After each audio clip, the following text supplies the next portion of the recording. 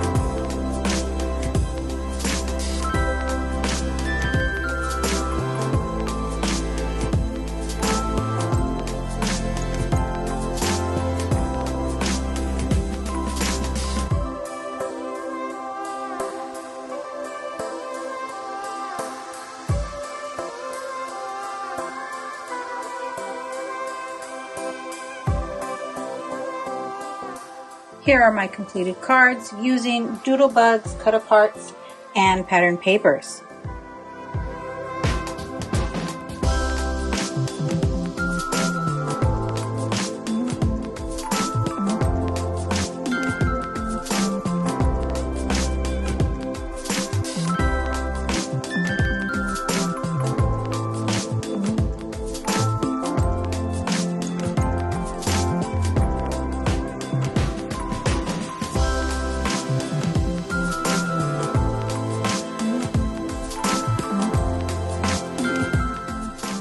Thanks for sticking around to the end. I'd be thrilled if you subscribed to my YouTube channel or followed me on any of my other social media platforms. As always, have a beautiful, safe, and creative day. Thanks for watching. Bye!